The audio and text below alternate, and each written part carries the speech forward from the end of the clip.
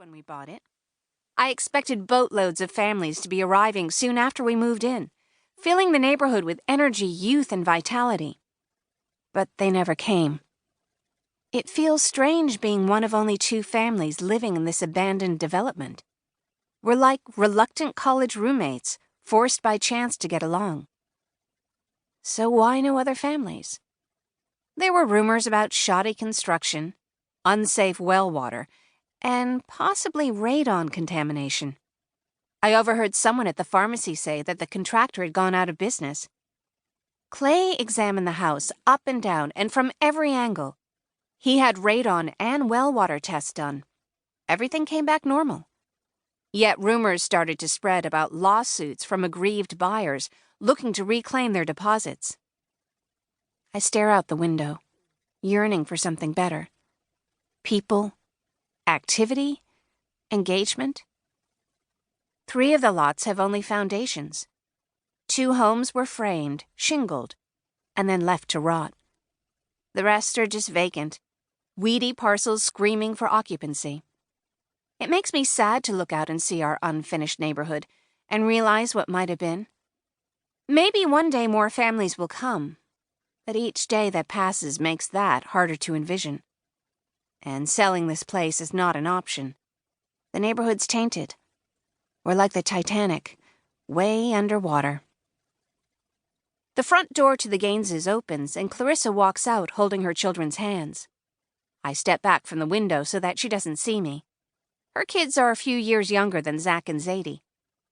Clarissa glances over in my direction, and I duck beneath the sink, panicked that she might have seen me.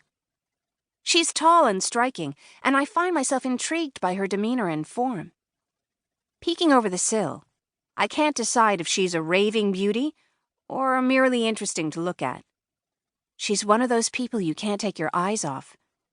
Despite being of African American descent, she's light-skinned and appears like an amalgam of the world's ethnicities rolled into one exotic species. The hot water streams out of the faucet and scalds my hand, and I howl as I pull it back. Only then do I realize that I've been rinsing my cup out for the last minute. I shut the water off and continue to watch as she gathers the children into her Mercedes. The children are a handful this morning, and Clarissa struggles to maintain control of them. Once she gets them seated and buckled, she slips behind the wheel and speeds off. Sadly, I'm once again the only person left in this neighborhood. It's terrible to feel abandoned, adrift, as if I'm the last person on Earth. It feels vaguely apocalyptic. It reminds me of what might happen someday if we continue to harm the planet.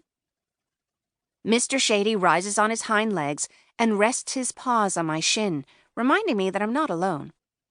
He wants his morning walk, and if I forget, he gets anxious.